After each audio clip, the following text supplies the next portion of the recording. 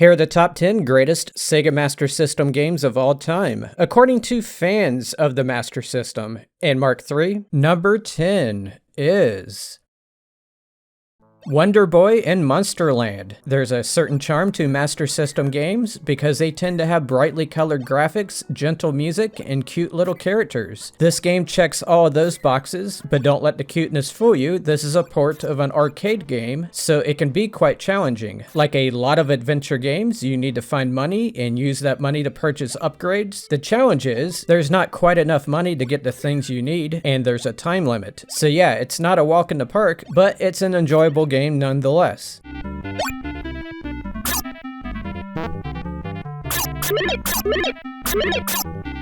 Number 9 is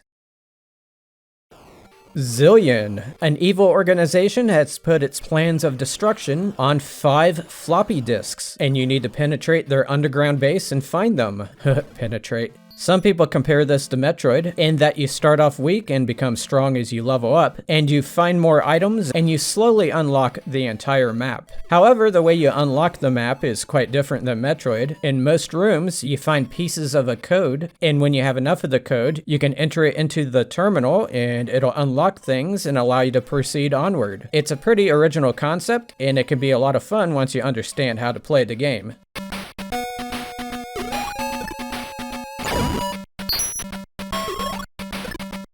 So, how did I come up with this list? I went to places on the internet where people were discussing their personal favorite Master System games. I found them on Reddit, Facebook, gaming message boards, and I also asked my own audience about their favorite games on my YouTube community page. I recorded what games were being mentioned from all those sources, which resulted in a spreadsheet with over 1,000 entries. I did some analysis on that data and came up with the rankings you are seeing today. Note, I did everything manually without the use of AI, and I am not an AI voice, despite your accusations. And also, my own opinion was not factored into these rankings. I am only the messenger. Disagreements are welcome in the comments, but emotional meltdowns will be frowned upon. So don't take it too seriously. I honestly want you to like it.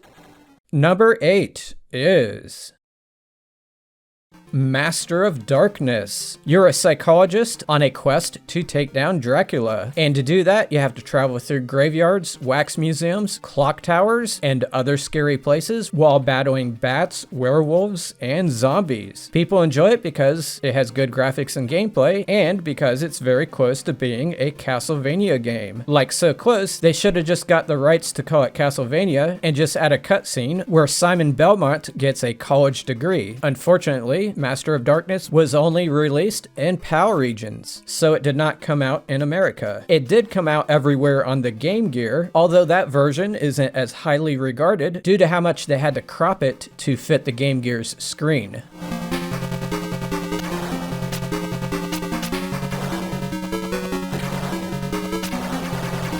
Number 7 is Golden Axe Warrior. Here's something you don't see every day, a company taking a beat-em-up franchise and turning it into an adventure game. You'll find a lot of arguments online about this title. Some disparage it as a clone of the very first Zelda game, but others say it's better than Zelda, saying that it has a much bigger overworld map, less grinding, more straightforward NPCs who don't speak in riddles, a darker tone, and faster gameplay. Regardless of where you stand on the Zelda versus GAW argument, if you like one of them, you'll probably like the other.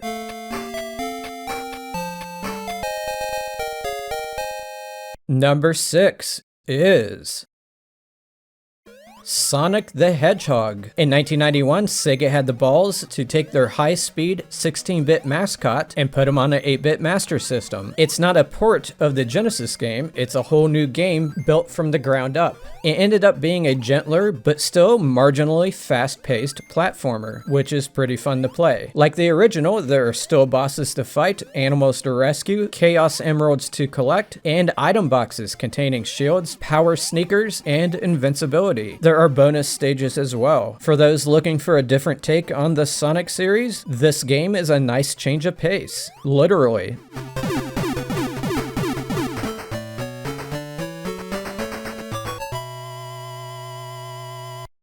Number 5 is R-Type. As a shoot-'em-up fan, it pains me to see so few shooters make these top 10 lists. It makes me cry in the shower. That won't be happening today though, because we got one of the most influential shoot-'em-ups of all time. R-Type is slow-paced, but the surroundings have a lot of visual detail to them. The bosses are enormous and unique, and the challenge is crazy. There's even a hidden level. You get a charged shot right from the beginning, and eventually you gain a module that pretty much doubles your firepower. You have the ability to make it fight alongside you, or have it connect to the front or back of your ship. You can also fire it into enemies. Shoot 'em ups may not be your type of game, but you may want to make an exception for this one.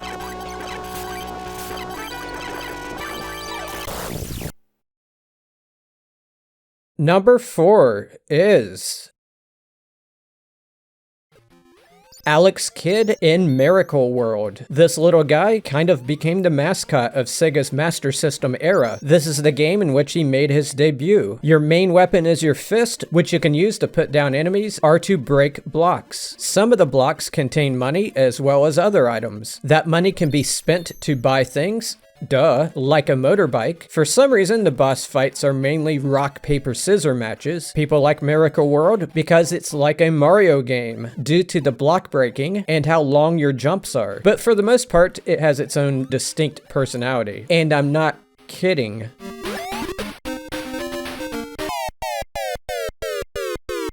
Number 3 is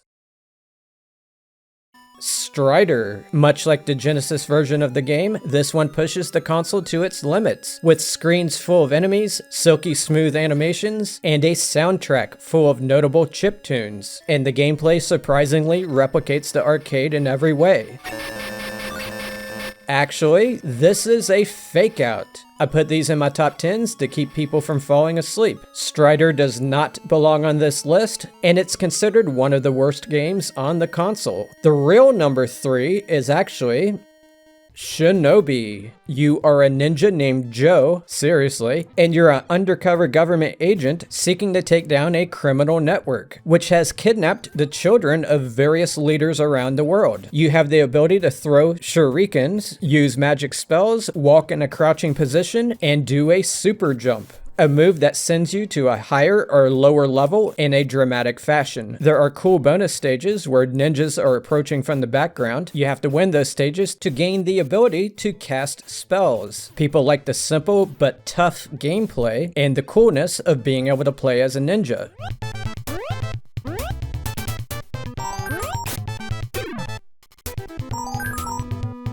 Before we get to number 2 and number 1, I want to go over some honorable mentions. These are games that barely missed being in this top 10. I'm just going to read them off in no particular order.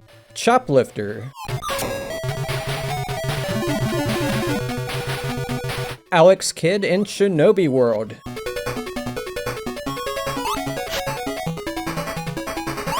Golvelius, Valley of Doom,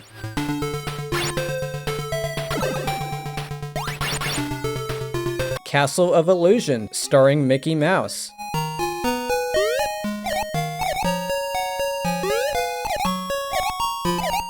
Sonic the Hedgehog 2,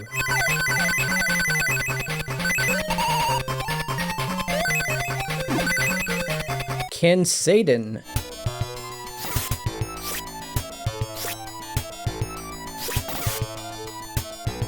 and finally, Rastan.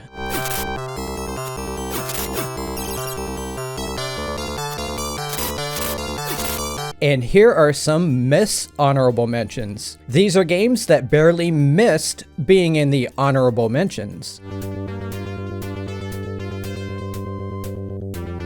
Number 2 is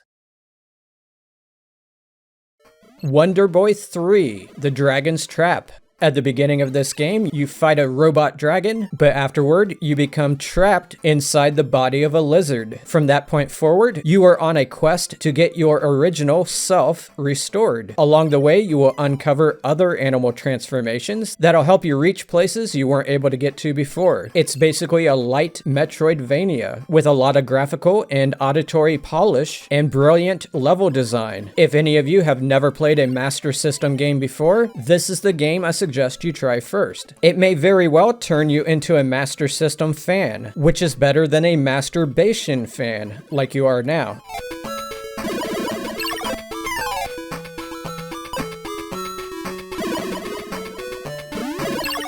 Number 1 is Phantasy Star. When this science fiction RPG landed on the Master System in 1987, it sent a shockwave through the gaming world. I remember seeing screenshots in the first few issues of Electronic Gaming Monthly, and I found them mesmerizing. There was also a lot of talk around that time about the 3D dungeons that this game had. Phantasy Star was not enough to win the 8-bit war, but it did forever change the RPG landscape. People in the West went from not knowing what an RPG was to becoming lifelong fans of the genre. And here's a fun fact: the character designer of this game later created the character Sonic the Hedgehog. Do you want to know another fun fact? I have made many other top 10 lists on this channel, so check some of those out before you close this YouTube session. I'll see you next time.